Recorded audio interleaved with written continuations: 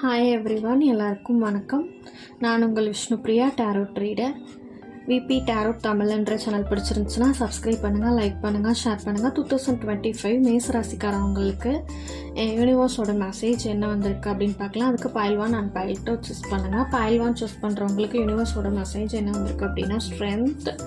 இது பெண்களுக்கான ஒரு துருப்புச்சீட்டுனே சொல்லலாம். 2025ல் பைல் 1 சூஸ் பண்ணுறவங்களுக்கு எப்படி இருக்கும் அப்படின்னா, ரொம்ப பொறுமையாக இருப்பாங்க. இவங்க கட்டுப்பாடு நிறைந்த பர்சனாக இருப்பாங்க. இரக்க குணம் அதிகமாக இருக்கும். அதனாலே இவங்களுக்கு நிறைய பிரச்சனைகளை சந்திக்கிற மாதிரி இருக்கும். வயசு சின்னதாக இருக்கும், ஆனால் மன முதிர்ச்சி அதிகமாக இருக்கும் அப்படின்னு சொல்லலாம். எதையுமே எளிதில் சமாளிக்கக்கூடிய பர்சனாக இருப்பாங்க.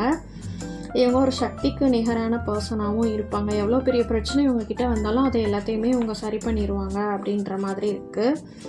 கஷ்டமான சூழ்நிலைகள் இருந்தாலும் கூட அதை சமாளித்து அவங்களோட மெச்சூரிட்டி, மைண்டோட மெச்சூரிட்டியை வச்சு அவங்க சமாளிச்சிருவாங்க. கருணையாக இருக்கிறதுனால இவங்க நிறையா பிரச்சனைகளை சந்திச்சிட்ருப்பாங்க. அதே மாதிரி இந்த பர்சன் பார்த்திங்க அப்படின்னா கொஞ்சம் கோபமும் இருக்கும், அதே சமயத்தில் அன்பும் இருக்கும். ரெண்டும் கலந்த ஒரு பர்சனாக இருப்பாங்க. அடிக்கடி சின்ன பயங்களும் இருக்கும். ரொம்ப குட் பர்சன்னு சொல்லலாம். இவங்களுக்கு துர்க்கை வழிபாடு பண்ணிக்கிட்டாங்க அப்படின்னா இன்னுமே அதிகமான ஸ்ட்ரென்த் இருக்கும். அதே மாதிரி துர்க்கை அம்மனோட பரிபூரண ஆசீர்வாதங்களும் இருக்கும். வர சின்ன சின்ன பிரச்சனைகளுக்கு துர்க்கை வழிபாடு பண்ணிக்கலாம். ஆல்மோஸ்ட் பெண்களை மதித்து நடந்தாலே அதிகமான பிரச்சனைகள் வராது. பைல் 1 சூஸ் பண்ணுறவங்களுக்கு குட். 2025 மேசராசிக்காரவங்களுக்கு ரொம்பவே நல்லாயிருக்கு.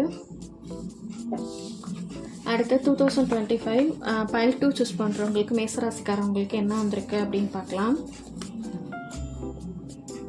5 ஆஃப் வாண்ட்ஸ். இவங்களுக்கு பார்த்திங்கன்னா சின்ன சின்ன ஸ்டார்டிங்கில் கொஞ்சம் சின்ன சின்ன ப்ராப்ளம்ஸ் மறையிறதுக்கு சான்சஸ் இருக்குது.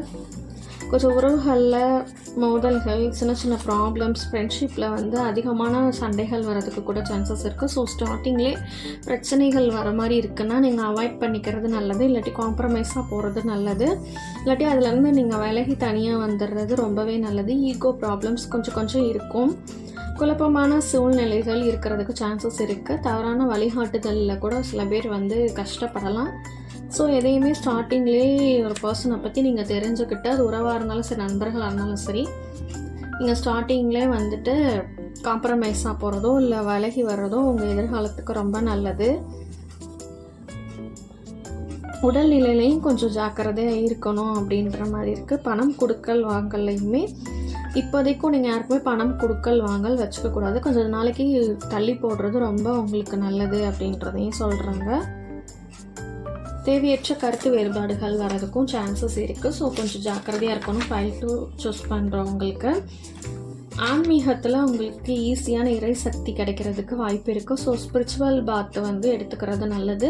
யார் மேலேயாவது சண்டை போட்டுட்டு ஈகோ ப்ராப்ளமில் இருந்தீங்கன்னா அதையுமே மாற்றிக்கிறது உங்கள் எதிர்காலத்துக்கு ரொம்ப நல்லது அப்படின்னு சொல்கிறாங்க.